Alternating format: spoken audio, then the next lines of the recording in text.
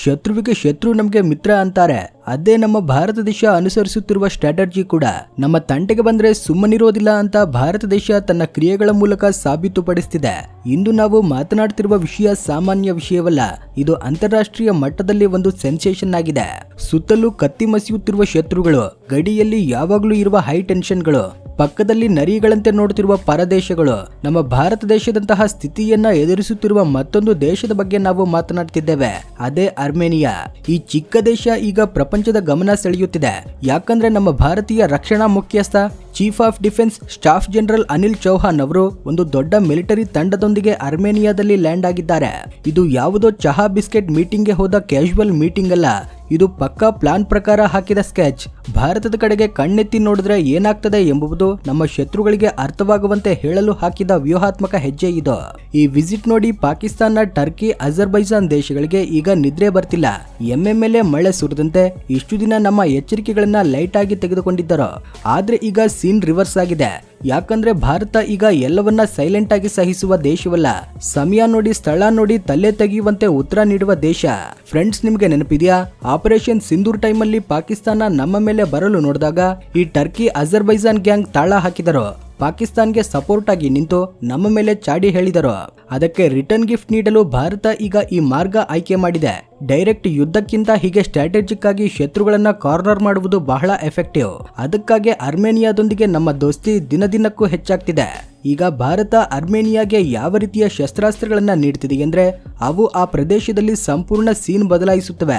ಈಗಾಗಲೇ ಸುಮಾರು 100 ಕೋಟಿ ಮೌಲ್ಯದ Pinaka rocket system deal close ಆಗಿದೆ. ಇಷ್ಟಕ್ಕೂ ಈ ಪಿನಾಕ ರಾಕೆಟ್ ಸಿಸ್ಟಮ್ ಬಗ್ಗೆ ತಿಳಿದ್ರೆ ನೀವು ಖಂಡಿತ ಶಾಕ್ ಆಗ್ತೀರಾ. ಇದು ದೀಪಾವಳಿ ರಾಕೆಟ್ ಅಲ್ಲ, ಶತ್ರುಗಳ ಹೃದಯದಲ್ಲಿ ನಡುಕ ಹುಟ್ಟಿಸುವ ರಾಕೆಟ್. ಇದು ನಮ್ಮ ಮೇಡ್ ಇನ್ ಇಂಡಿಯಾ ಪವರ್. ಈಗ ಬ್ರಹ್ಮೋಸ್ ಮಿಸೈಲ್ಗಾಗಿಯೂ ಚರ್ಚೆಗಳು ನಡೆಯುತ್ತಿವೆ. ಒಂದ್ ವೇಳೆ ಈ ಬ್ರಹ್ಮೋಸ್ ಡೀಲ್ ಸೆಟ್ ಆದ್ರೆ ಪಾಕಿಸ್ತಾನ್ ಗ್ಯಾಂಗ್ಗೆ ಫ್ಯೂಸ್ಗಳು ಹಾರಿ ಹೋಗುವುದು ಖಚಿತ. ಇದು ಆಪರೇಷನ್ ಸಿಂಧೂರ್ಗಿಂತ ಗಟ್ಟಿ ಹೊಡೆತ ಆಗ್ತದೆ. ಅದಕ್ಕಾಗಿ ಜನರಲ್ ಅನಿಲ್ ಚೌಹಾನ್ ಅವರ ಪ್ರವಾಸ ಈಗ ಹಾಟ್ ಟಾಪಿಕ್ ಆಗಿದೆ. ಇದು ಕೇವಲ ಮೀಟಿಂಗ್ಗಳಿಗಾಗಿ ಅಲ್ಲ, ಭವಿಷ್ಯದಲ್ಲಿ ಏನ್ ಮಾಡಬೇಕು ಎಂಬುದರ ಮೇಲೆ ಕ್ಲಾರಿಟಿ ಸಿಗುವುದಕ್ಕಾಗಿ. ಇಷ್ಟಕ್ಕೂ ಈ ಟ್ರಿಪ್ ನಲ್ಲಿ ಏನೆಲ್ಲ ನಡೆಯುತ್ತಿದೆ, ಭಾರತ ಅರ್ಮೇನಿಯಾಕ್ಕಾಗಿ ಎಷ್ಟು ದೂರ ಹೋಗಲು ರೆಡಿಯಾಗಿದೆ, ಈ ವಿಷಯಗಳನ್ನ ಬಹಳ ಸ್ಪಷ್ಟವಾಗಿ ಅರ್ಥ ಮಾಡಿಕೊಳ್ಳೋಣ. ಅದಕ್ಕೂ ಮುಂಚೆ ಚಿಕ್ಕ ವಿನಂತಿ, ದಯವಿಟ್ಟು ನಿಮ್ಮ ಬೆಂಬಲವಾಗಿ ಈ ವಿಡಿಯೋಗೆ ಲೈಕ್ ಮಾಡಿ, ಕಾಮೆಂಟ್ ಸೆಕ್ಷನ್ ನಲ್ಲಿ ಜೈ ಹಿಂದ್ ಅಂತ ಟೈಪ್ ಮಾಡಿ. ಈಗ ಅಸಲಿ ವಿಷಯಕ್ಕೆ ಬಂದ್ರೆ, ನಮ್ಮ ಮಿಲಿಟರಿ ಡೆಲಿಗೇಷನ್ ಅರ್ಮೇನಿಯಾದ ರಾಜಧಾನಿ ಎರೋವಾನ್ಗೆ ತಲುಪಿದ ತಕ್ಷಣ ಅಲ್ಲಿ ನಮ್ಮ ರಾಯಭಾರಿ ನೀಲಾಕ್ಷಿ ಅವರು ಅರ್ಮೇನಿಯಾದ deputy chief major general Taimur ಅವರು ಗ್ರ್ಯಾಂಡ್ ವೆಲ್ಕಮ್ ನೀಡಿದರು. ಆ ಫೋಟೋಗಳನ್ನ ನೋಡ್ತಿದ್ದಂತೆಯೇ ಅರ್ಥವಾಗುತ್ತೆ ಎರಡು ದೇಶಗಳ ನಡುವಿನ ಬಾಂಡಿಂಗ್ ಎಷ್ಟು ಸ್ಟ್ರಾಂಗ್ ಆಗಿದೆ ಎಂದು. ಇದು ಮೇಲ್ಮೇಲಿನ ನಗು ಮುಖದ ಮಾತಲ್ಲ, ಗಟ್ಟಿ ನಂಬಿಕೆಗೆ ಸಿಂಬಲ್. ಅಲ್ಲಿ ನಮ್ಮವರು ಅರ್ಮೇನಿಯಾದ ಟಾಪ್ ಲೀಡರ್ಗಳೊಂದಿಗೆ ಮೀಟಿಂಗ್ ಗಳನ್ನ ಇಟ್ಟು regional security, training, latest technology, weapon production ಬಗ್ಗೆ ಚರ್ಚೆ ಮಾಡ್ತಿದ್ದಾರೆ. ಅಂದ್ರೆ ಇದು ಕೇವಲ ಆಯುಧಗಳ ಬಿಸ್ನೆಸ್ ಅಲ್ಲ, ಅದಕ್ಕಿಂತಲೂ ಹೆಚ್ಚು. ಒಬ್ಬ ಸ್ನೇಹಿತ ಕಷ್ಟದಲ್ಲಿದ್ರೆ ಮತ್ತೊಬ್ಬ ಸ್ನೇಹಿತ ಹೇಗೆ ಸಪೋರ್ಟ್ ನೀಡ್ತಾನೋ ಸರಿಯಾಗಿ ಅದೇ ರೀತಿಯ ಸಪೋರ್ಟ್ ಇದು. ಮೊನ್ನೆ ನಮ್ಮ ರಕ್ಷಣಾ ಸಚಿವ ರಾಜನಾಥ್ ಸಿಂಗ್ ಅವರು ಪಿನಾಕ ರಾಕೆಟ್ ಗಳ ಮೊದಲ ಬ್ಯಾಚ್ ಅನ್ನ ಕಳಿಸಿದರು. ಪುಣೆಯ ಸೋಲಾರ್ ಡಿಫೆನ್ಸ್ ಕಂಪನಿ ಇವುಗಳನ್ನ ತಯಾರಿಸಿದೆ.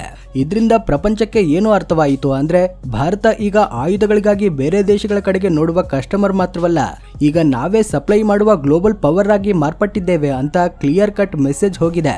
ಈ ಪಿನಾಕ ರಾಕೆಟ್ ಸಿಸ್ಟಮ್ ಬಗ್ಗೆ ಸೆಪ್ಟೆಂಬರ್ 2022ರಲ್ಲೇ ಸುಮಾರು 2,000 ಕೋಟಿ ರೂಪಾಯಿ ಡೀಲ್ ನಡೆದಿದೆ.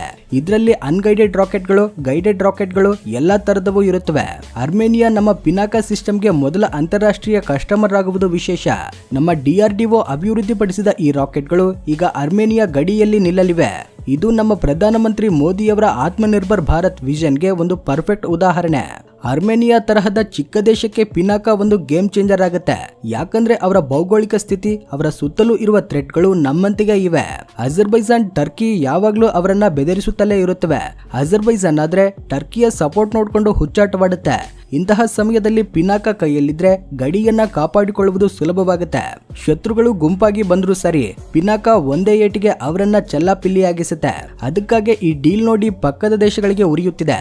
ಈಗ ಈ ಲಿಸ್ಟ್ಗೆ ಬ್ರಹ್ಮೋಸ್ ಮಿಸೈಲ್ ಕೂಡ ಸೇರಲಿದೆ. ಅನಿಲ್ ಚೌಹಾನ್ ಅವರ ಭೇಟಿಯಲ್ಲಿ ಇದರ ಬಗ್ಗೆಯೂ ಚರ್ಚೆಗಳು ನಡೆದಿವೆ ಎಂಬ ಟಾಕ್ ಕೇಳಿ ಬರ್ತಿದೆ. ಬ್ರಹ್ಮೋಸ್ ಬಗ್ಗೆ ನಿಮಗೆ ವಿಶೇಷವಾಗಿ ಹೇಳಬೇಕಾಗಿಲ್ಲ. ಇದು ಪ್ರಪಂಚದಲ್ಲೇ ಅತಿ ವೇಗವಾದ ಸೂಪರ್ಸಾನಿಕ್ ಕ್ರೂಸ್ ಮಿಸೈಲ್. ಇದರ ಸ್ಪೀಡ್ ಮುಂದೆ ಯಾವ ರೇಡಾರ್ ಕೂಡ ಕೆಲಸ ಮಾಡದ್ದು. ಕಣ್ಣುರೆಪ್ಪೆ ಮುಚ್ಚುವಷ್ಟರಲ್ಲಿ ಟಾರ್ಗೆಟ್ ಅನ್ನ ಫಿನಿಶ್ ಮಾಡ್ತದೆ. ಇದು ಅರ್ಮೇನಿಯಾ ಕೈಗೆ ಬಂದ್ರೆ ಅವರ ಮಿಲಿಟರಿ ಪವರ್ ಎಲ್ಲಿಗೋ ಹೋಗ್ತದೆ.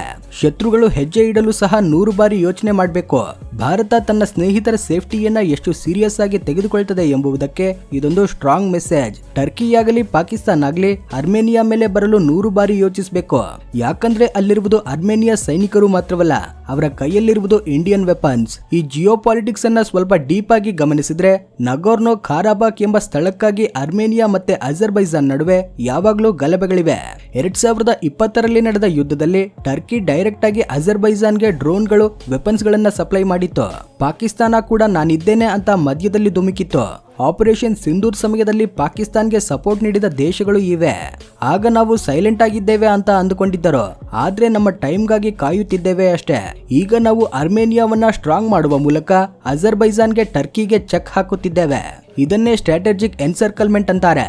ಅಂದ್ರೆ ಶತ್ರುವಿಗೆ ಅವರ ಮನೆಯ ಹತ್ರನೇ ತೊಂದರೆ ಕೊಡುವುದು. ಪಿನಾಕ ರಾಕೆಟ್ ಸಿಸ್ಟಮ್ ಡಿಪ್ಲಾಯ್ಮೆಂಟ್ ಇಂದ ಅಜರ್ಬೈಜಾನ್ಗೆ ಈಗಾಗಲೇ ಟೆನ್ಷನ್ ಶುರುವಾಗಿದೆ. ಈಗ ಬ್ರಹ್ಮೋಸ್ ಟಾಪಿಕ್ ಬಂದ ತಕ್ಷಣ ಅವರಿಗೆ ಫುಲ್ ಕ್ಲಾರಿಟಿ ಬಂದಿದೆ. ಭಾರತ ಈ ವಿಷಯದಲ್ಲಿ ಹಿಂದಕ್ಕೆ ತಗ್ಗುವುದಿಲ್ಲ ಅಂತ.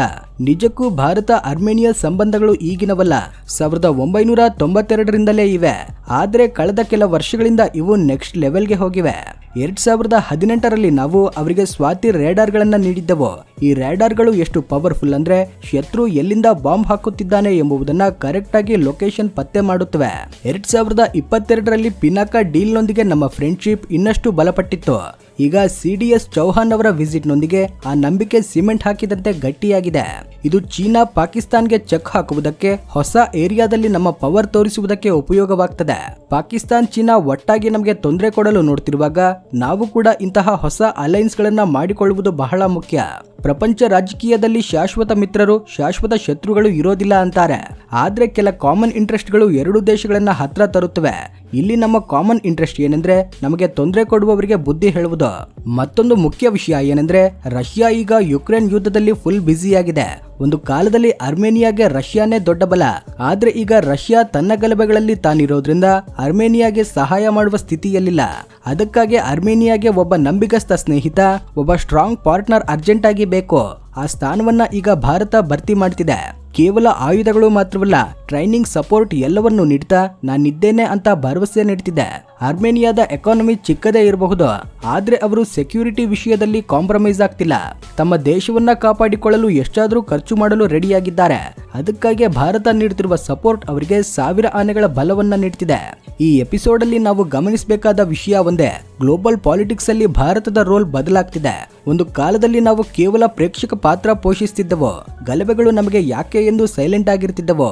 ಆದ್ರೆ ಈಗ ನಾವು ಲೀಡ್ ರೋಲ್ ತೆಗೆದುಕೊಳ್ತಿದ್ದೇವೆ.